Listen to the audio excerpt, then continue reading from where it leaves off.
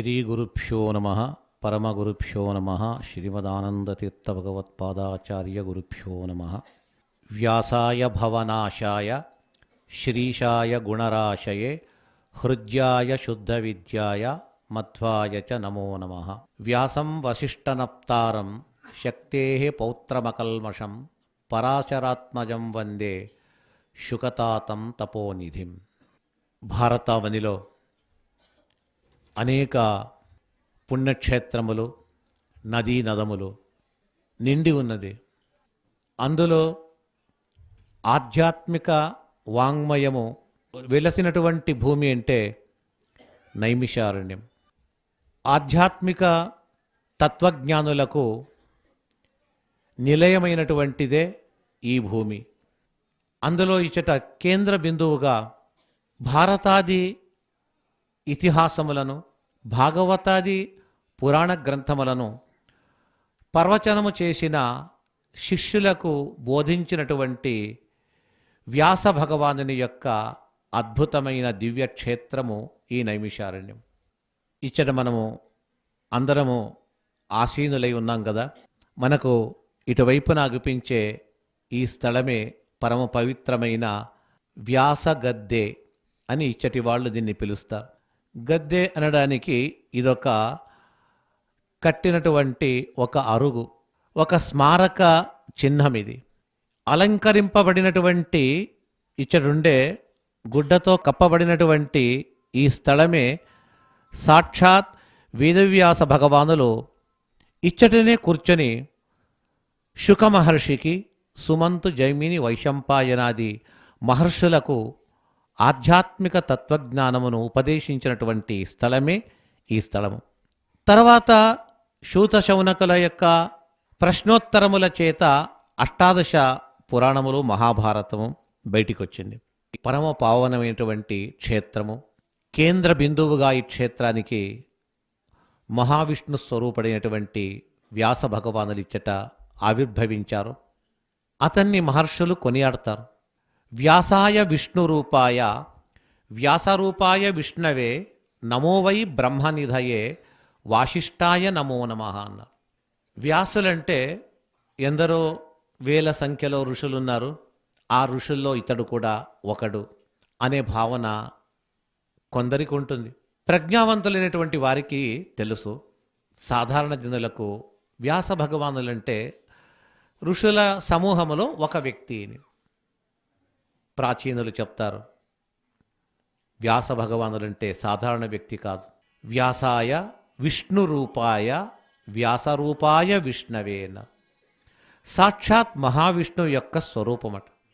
అంతే అనక నమో వై బ్రహ్మనిధయేన, అతడు ఎవరు అంటే బ్రహ్మనిధి అన్నారు. ఒకే ఒక మాటలు విశేషణంతో చెప్పారు. బ్రహ్మ అంటే అర్థం ఏమిటంటే, అందరికీ బ్రహ్మ అంటే చతుర్ముఖ బ్రహ్మ అని అర్థం వస్తుంది. బ్రహ్మ శబ్దానికి నానార్థాలు ఉన్నది. బ్రహ్మ అంటే చతుర్ముఖుడు, బ్రహ్మ అంటే మహావిష్ణువు, బ్రహ్మ అంటే సకల జీవరాశులు, బ్రహ్మ అంటే వేద రాశి. శబ్ద జాలమునకు కూడా బ్రహ్మ అని పేరు.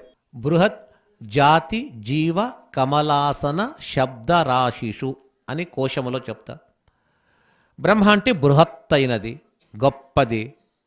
బ్రహ్మ అంటే బ్రాహ్మణ జాతి అని. బ్రహ్మ అంటే జీవులని. బ్రహ్మ అంటే కమలాసనుడు అంటే చతుర్ముఖ బ్రహ్మ. శబ్దరాశి అన్న సకల శబ్దములు ఏది? వైదిక శబ్దములు. లౌకిక శబ్దములు ఉంది. మనకు కావాల్సిన ఇక్కడ వైదిక శబ్దముల నిధి ఏదైతే ఉన్నదో వాటికి బ్రహ్మ అనే పేరు కూడా ఉన్నది. బ్రహ్మనిధి అయినట్టయితే వేద నిధి, అపారమైనటువంటి వేద రాశి ఇతడు అంటే అనంతమైన సముద్ర సదృశ్యమైన అపార వేదరాశిని విభాగములు గావించినవాడు. దేవతలకు, ఋషులకు కూడా అంతు తెలియదు. ఆ వేదములు ఎక్కడ మొదలు పెట్టాలా, ఎంత ఉంది, ఏ విధంగా ఉంది, దాని గాత్రమేమి, ఏ విధంగా మొదలు పెడితే సరిపోతుంది అనే వారికి తాను ద్వాపరాంత్యములో అవతరించి వేదములు విభజించి ఎవరెవరికి ఎన్నెన్ని శాఖలు పంచాలో ఆ శాఖములంతా కూడా అందరికీ కూడా ఇచ్చి, ఈ వేద శాఖలను మీరు చదువుకొని మీ శిష్యులకు మీరు నేర్పండి అని వ్యాస భగవానులు తానొక వేదమునకు ఒక స్వరూపాన్ని చూపించినటువంటి మహనీయుడు. అలాంటి మహనీయుల స్థలం ఇది. వేదవ్యాస మహామునుల దివ్య సన్నిధానోపేతమైనటువంటి ఈ స్థలం. ఇచ్చట మనము తిరుమల తిరుపతి దేవస్థానము అందులో వెలసిన ధర్మ ప్రచారము చేసే ప్రాజెక్టులో ఒకానొక ప్రాజెక్టు దాస సాహిత్య ప్రాజెక్ట్. ఈ దాస సాహిత్య ప్రాజెక్టు మారుమూల గ్రామాల్లో, పుణ్యక్షేత్రాల్లో, పవిత్ర నదీ తీరాల్లో భాగవతాది ప్రవచనములు, విశ్వశాంతికై యాగములు చేయాలని చెప్పేసి దేవస్థానము యొక్క ఒక ఆశయము, పాలక మండలి నిర్ణయించిన విధానం ఇది. వాటిని అనుసరించి అనేక సంవత్సరాలుగా ఇచ్చట భాగవత ప్రవచనము, విశ్వశాంతి యాగాలు జరుపుతూ మొట్టమొదటి రోజు వ్యాస భగవానుల దగ్గరికి వచ్చి ప్రార్థించి వారిని అర్థించి ఈ భాగవత సప్తాహము నిర్విఘ్నముగా పరిసమాప్తి కావాలా అని వ్యాస పూజను గావించి ఇక్కడి నుంచి వెళ్ళి కార్యక్రమం మొదలుపెట్టడం ఆనవాయితీ. ఆ విధంగా భాగవత సప్తాహానికై ప్రార్థించాము. ఇచ్చట వేదవ్యాస భగవానుల యొక్క అనుగ్రహాన్ని ప్రతి ఒక్కరూ పొందాలి. ఈ అవతారం ఒక విశిష్టమైన అవతారం. చాలామందికి తెలిసింది దశావతారాలు మాత్రమే, మత్స్య కూర్మ వరాహ నారసింహాది అవతారాలు. అదే కాక అనంత అవతారములు మహావిష్ణువుది ఉన్నది. అనంత నామములు, అనంత అవతారము. దశావతారములు మాత్రమే అవతారమని భావించరాదు. భాగవతం చూస్తూ ఉంటే ఎన్నో అవతారాలు చెప్పారు. హరివంశంలో చెప్పారు, మహాభారతంలో. వేదవ్యాస అవతారం కూడా ఒక అవతారమే. ఇదొక విశిష్టమైన అవతారం. మత్స్యావతారంలో ఒక పని చేశాడు, కూర్మావతారములో ఒకటి. మునిగిపోయే పర్వతాన్ని తన వీపైన మోసి పైకి తీసుకొచ్చి దేవదానవులు చేసే పనికి ఆ కూర్మ రూపంతో మహావిష్ణువు సహకరించాడు. అలాగే నరసింహ రూపము, రామ, కృష్ణ, ఇలాగే ఒక్కొక్క స్వరూపం కథ విని ఉంటాం. వ్యాసావతారం ఎందుకు? శ్రీమన్నారాయణుడు తన మూల రూపముచనే ఈ విశ్వము యొక్క సృష్టి స్థితి సంహారములు గావించాడు. మహావిష్ణువు తానే అనిరుద్ధ, ప్రద్యుమ్న, సంకర్షణ అనే స్వరూపం. వాసుదేవ స్వరూపాన్ని స్వీకరించాడు, సంకర్షణ స్వరూపాన్ని, ప్రద్యుమ్న స్వరూపాన్ని, అనిరుద్ధ అనే స్వరూపాన్ని స్వీకరించాడు. వాటి చేత సృష్టిని, స్థితిని, సంహారమును, అలాగే జ్ఞానమును, జ్ఞానాజ్ఞాన బంధ మోక్షములు కలిగించాడు. ఈ అపారమైనటువంటి జీవరాశులను వారికి వారి వారి కర్మానుసారంగా దేహాలను కల్పించాడు. సమగ్రమైన బ్రహ్మాండాన్ని సృష్టించాడు. భూమి కింద ఉండే అతల, వితల, సుతల, తలాతల, మహాతల, రసాతల, పాతాళ లోకము, భూమిపైన భూలోకము, భువర్లోక, మహోలోక, జనోలోక, తపోలోక, సత్యలోకమని ఇలాగా 14 లోకములు బ్రహ్మాండాన్ని కల్పించాడు. సప్త ద్వీపములు, సప్త సముద్రములు, మేరు ఆది మేరే మొదలైనటువంటి పర్వతములు, ఇలాగా విచిత్రమైనటువంటి బహుచిత్ర జగత్ అని చెప్పినట్టుగా చిత్ర విచిత్రమైనటువంటి ఈ విశ్వాన్ని సృష్టించాడు. దేవదానవ మానవ యక్ష గంధర్వాదులకు ఉపాధి కల్పించాడు ఆ భగవంతుడు. ఇది ఒక ఎత్తైతే మరొక సృష్టి గావించాడు ఆ శ్రీమన్నారాయణుడు. ఇంతవరకు చేసిందంతా కూడా స్ట్రక్చర్, ఈ లోకములు, ఈ సముద్రాలు, ఈ పర్వతాలు. తర్వాత ఇదంతా చేశాను, అయితే మనిషికి, జీవులకు ఆహారము సేవన చేయటం చేత, ఆహార సేవనచే దేహము బాగా పుష్టిగా ఉంటుంది, అభివృద్ధి అవుతుంది. దేహము పెంచాల, దేని కొరకు? మన జీవనం కొరకు. అది ప్రధానం కాదు. జీవస్వరూపము వికసించాల. దేహ వికాసము కావాలా, జీవస్వరూప వికాసము కావాలి. దేహ వికాసానికి ఆహారం మనం స్వీకరించే అన్నం. అయితే జీవస్వరూప వికాసానికి ఈ అన్నం సరిపోదు, వేరే ఆహారం కావాలి. అదే ఆధ్యాత్మిక శాస్త్రం, వేదాంత శాస్త్రములే జీవస్వరూపము యొక్క వికాసానికి తోడ్పడుతుంది. ఇంతవరకు చేసిన సృష్టి, ఈ స్ట్రక్చర్, ఈ లోకములు చేస్తే ఇంకొక సృష్టి చేస్తానని ఆధ్యాత్మిక ప్రపంచాన్నే, ఆధ్యాత్మిక వాంగ్మయ ప్రపంచాన్ని సృష్టించాడు భగవంతుడు. ఆ సృష్టించడానికి స్వీకరించిన అవతారమే వ్యాసావతారం. ఒకవేళ వ్యాసావతారం చేయలేదు అన్నట్టయితే మనిషికి చాలా కొరత అయ్యేది. మనిషికి భూమిలో ఆహారం పండిస్తాడు, ఆహారం సేవిస్తాడు, పుష్టిగా ఉంటాడు. అయితే ఆహార సేవనం చేత ఈ లోకంలో బాగుంటారు. తర్వాత మళ్ళా తిరిగి పుట్టడము, మళ్ళా చనిపోవడము, పుట్టడము, దీనికి అంతు లేదా? మనకు ఎప్పుడూ కూడా జనన మరణములనేది చక్రాకారములుగా తిరుగుతూ ఉంటే వాటి నుంచి తప్పించుకోవాలన్నట్టయితే మరొక మార్గం వెతకాలి. ఆ మార్గమే ఆధ్యాత్మిక మార్గం. ఆ ఆధ్యాత్మిక మార్గమును మనం తీసుకువెళ్ళడానికి ఒక దీపం కావాలి కదా. ఆ దీపమును చూపించిన వారే వ్యాస భగవానుడు. వారు చూపించిన దీపమే వేదములు, ఉపనిషత్తులు, మహాభారతము, రామాయణము, అష్టాదశ పురాణం. ఇదే మానవాళికి ముందుకు వెళ్ళడానికి ఒక ముక్తి మార్గానికి దారి దీపము. అంటే ఆధ్యాత్మిక వాంగ్మయాన్ని ఈ రూపంగా, పురాణ రూపంగా, ఇతిహాస రూపంగా ఆ మహనీయుడు సృష్టించి మాకు అందించాడు. ఇది వేదవ్యాస మహారాజుల యొక్క కృప. బ్రహ్మాది దేవతలకు కూడా ఇది ఉపకారమైంది. బ్రహ్మరుద్రాది దేవతలే కాక ఎందరో బ్రహ్మర్షులు, దేవర్షులు చాలామంది అతని దగ్గర వచ్చి అధ్యయనం చేశారు. మనకందరికీ కూడా దివ్యమైనటువంటి మార్గదర్శాన్ని కల్పించారు. ఇలాంటి వ్యాస భగవానులను మనం ఎంత స్తుతించినా తక్కువ అవుతుంది. వారి రచనలను ఒక్కసారి చూసినట్టయితే ఆశ్చర్యమవుతుంది.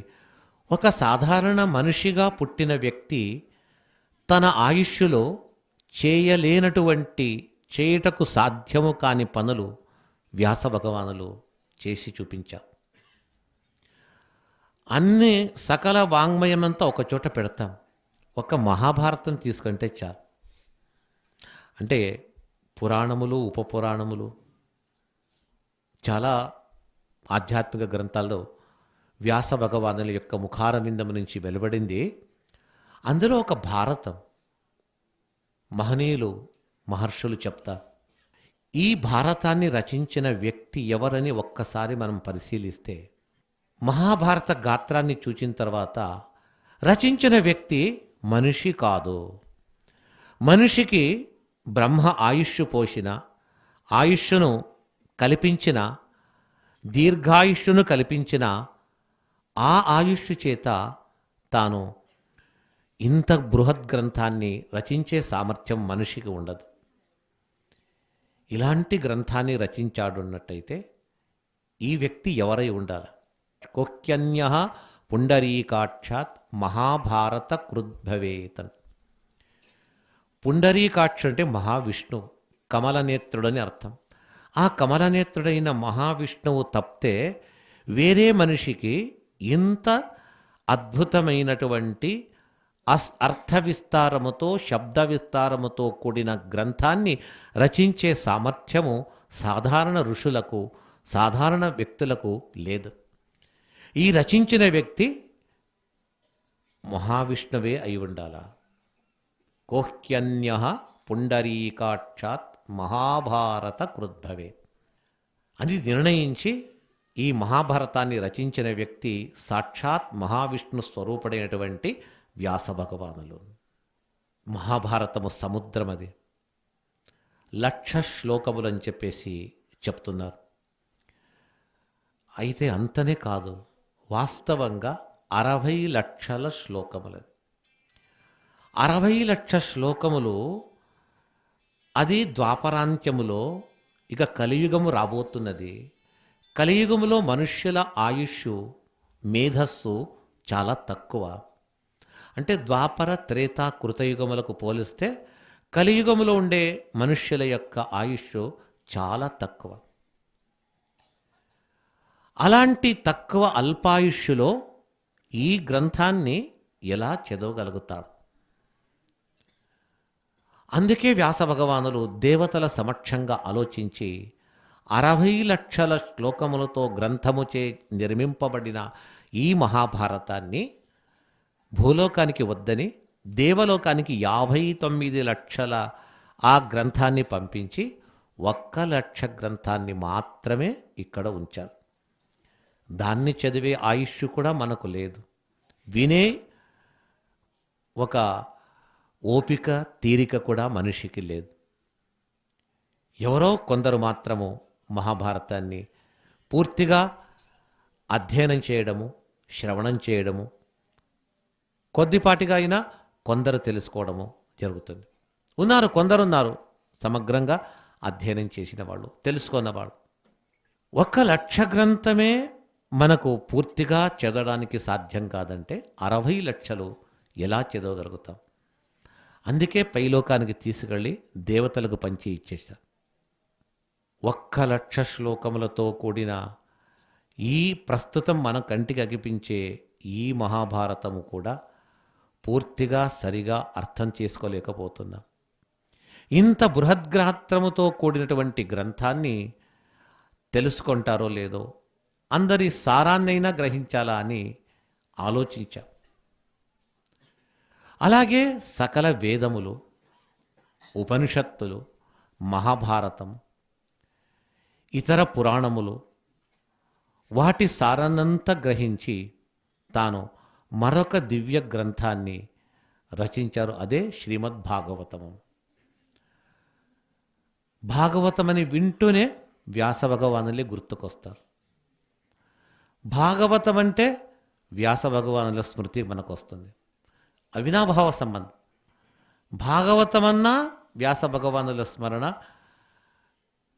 వ్యాస భగవానులు అంటే భాగవత స్మరణం. అంటే మిగతా పురాణములు వద్దా అన్నట్టయితే కావాలా? 18 పురాణములు కావాలా? ఒకవేళ 18 పురాణములు సరిగా అర్థం చేసుకోకపోయినా, 17 పురాణాలు సరిగా అర్థం చేసుకోకపోయినా, ఒక్క భాగవతాన్ని సరిగా అర్థం చేసుకుంటే చాలు, మనిషి యొక్క సద్గతికి అదే ఒక గొప్ప బ్రహ్మాస్త్రం వలె ఉంటుంది అని చెప్పేసి. అందుకే చెప్తారు, నిగమకల్పతరోర్గలితం ఫలం శుకముఖాదమృతద్రవ సంయుతం పిబత భాగవతం రసమాలయం ముహురహో రసికా భువి భావుకా. భాగవతం అంటే అర్థమేమి? నిగమకల్పతరోర్గలితం. ఇది ఒక పరిపక్వమైన రసభరితమైనటువంటి ఫలము భాగవతం. ఒక ఫలము అంటే ఆ ఫలానికి ఒక వృక్షాన్ని ఆశ్రయించుకొని ఉంటుంది కదా, వృక్షం కావాలి. వృక్షం ఏది? చెట్టు ఏది అన్నట్టయితే నిగమకల్పతరు. నిగమం అంటే వేదము. వేదములనే కల్పవృక్షం అట. వేదములనే కల్పవృక్షానికి చాలా ఫలములుంది. ఆ ఫలములో ఒక ఫలము భాగవతం. మిగతా ఫలముల కంటే ఈ భాగవతం అనే ఫలము రసభరితమైందట. మిగతావి అంత రసభరితం కాలేదు, ఇది ఒక్కటే అయింది. నిగమకల్పతరోర్గలితం ఫలం. ఆ వేదకల్ప వృక్షము నుంచి జారి పడ్డ ఒక మహారసభరిత ఫలమే భాగవతం. అది కూడా శుకముఖాదమృతద్రవ సంయుతం.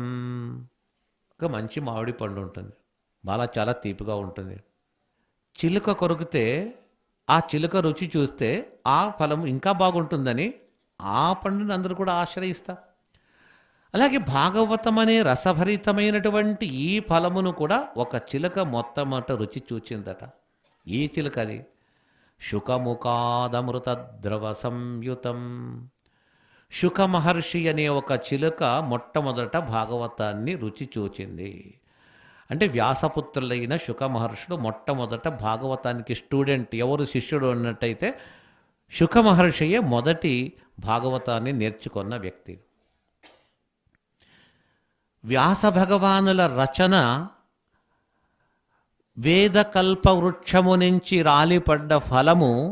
అందులో శుకముఖము, శుకాచార్య అనే ఒక చిలుక దాన్ని రుచి చూచి ఆస్వాదించి పంపించినటువంటిది.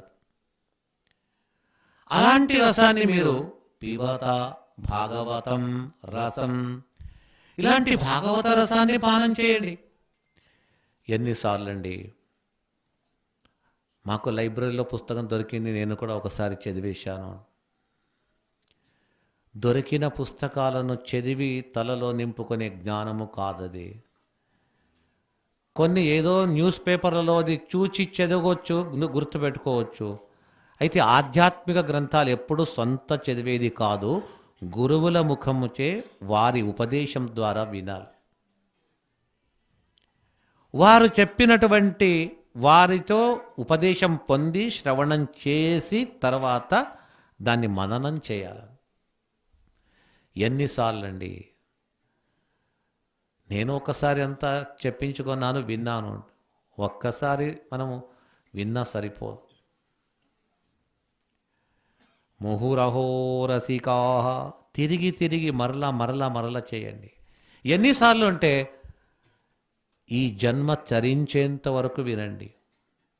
ముహురహో ఆలయం అన్న అంటే ఈ దేహము, ఇది పోతే ఇంకో దేహము, మరొక దేహం వస్తుందంటే ఎన్నిసార్లు పుడతారో అన్నిసార్లు. ఈ దేహము వదిలిక జీవుడు ముక్తుడయ్యేంత వరకు ఈ భాగవతం అనే రసాన్ని పానం చేయండి. ఎందుకంటే పూర్తిగా ఒకసారి చదివేశాను నేను, మళ్ళా చదవాలంటే ఎన్నిసార్లు చదివినా అది పూర్తిగా అర్థం కాదట. భాగవతం ఏం చెప్తుంది? చాలా అంశాలు చెప్తుంది. ఇది ఒక మహారాజు దగ్గరికి ఒక విద్వాంసుడు వెళతాడట. రాజా, అందరినీ నీవు బాగా ఆదుకుంటున్నావు, వారి వారి విద్యలు, వేదము, కవిత్వము, కళలు నేర్చుకున్న వారికి నీవు సత్కారం చేస్తున్నావంట. నేను చాలా బీదవాణ్ణి, నేను భాగవతం బాగా అధ్యయనం చేశాను, ఎక్కడ అడిగినా అక్కడ చెప్తాను, నాకు కూడా ఆర్థిక సహకారం చెయ్యి, నాకు డబ్బు కావాలి. మహారాజు కూర్చొని అట్లే కళ్ళు మూసుకొని అంటున్నాడు, లేదు స్వామి, నీవు ఇంకా భాగవతం పూర్తిగా చదవలేదు, మళ్ళా చదివి రాపో. మళ్ళా చదివి వస్తాడు, ప్రతి శ్లోకం చూస్తాడు, మళ్ళా వస్తాడు, రాజా ఇప్పుడు ఇంకా బాగా చదువుకున్నాను, నాకు బహుమానం ఇవ్వు, ఆర్థిక సహకారం చేయి. రాజు అన్నాడు, ఇంకా పూర్తిగా అర్థం కాలేదు భాగవతం, మళ్ళా చదువుకోరాను. మళ్ళా చూస్తాడు, మళ్ళా వస్తాడు, ఇప్పుడైనా ఇస్తావా, బాగా చదువుకున్నాను. ఏ శ్లోకం అడిగినా, చివరి శ్లోకం అడిగినా, మధ్య శ్లోకం మీద ఇది ఏ అధ్యాయము ఏ సర్గములో ఉంటుంది, ఏ స్కందములో ఉండి చెప్పేస్తాను. లేదు లేదు, నీకు ఇంకా అర్థం కాలేదు, వీళ్ళు బాగా చదువుకోరా అంటాడు రాజు. అంటే ఆ రోజుల్లో రాజు కూడా మహాపండితుడై ఉండేవాడు, చదువుకున్నటువంటి మహనీయులే రాజులయ్యేవారు. కాబట్టి రాజుకు కూడా భాగవతం విలువ తెలుసు. ఇంకా బాగా అధ్యయనం చేసిరా అంటాడు, వెళతాడు. సరే, రాజు దగ్గరికి వెళ్ళేది కాస్త ఆలస్యమైనా పర్వాలేదు, ఒకసారి చూస్తాం, ఇంకా భాగవతాన్ని బాగా డీప్గా స్టడీ చేస్తాం. ఒక్కొక్క శ్లోకాన్ని గంటల తరబడి పై అర్థము అంతరార్థము అంత విమర్శిస్తూ పోతున్నాడు. అలాగా పోతూ పోతూ ఒక సందర్భంలో ఒక చోట వస్తుంది, మహాజ్ఞానులైన వారు, శాస్త్రాన్ని చదువుకున్నవారు, పండితులు, విద్వాంసులు, వారికి భూషణమేమింటే తన చదువును ప్రదర్శించి అందరి వద్ద నుండి డబ్బును, ఆర్థికాన్ని లాక్కొని తీసుకురావడము, ధనము కొరకు ఈ భాగవతాన్ని చెప్పడము చాలా బుద్ధిహీనమైనటువంటి పని. అది ఈ శాస్త్రాన్ని అమ్ముకోకూడదు, ఇది మరొకరి బుద్ధిని ప్రచోదించడానికి, అందరి బుద్ధిని వికాసపరచడానికి ఉపయోగించాలి కానీ తన స్వార్థం కొరకు దీన్ని వాడకూడదు.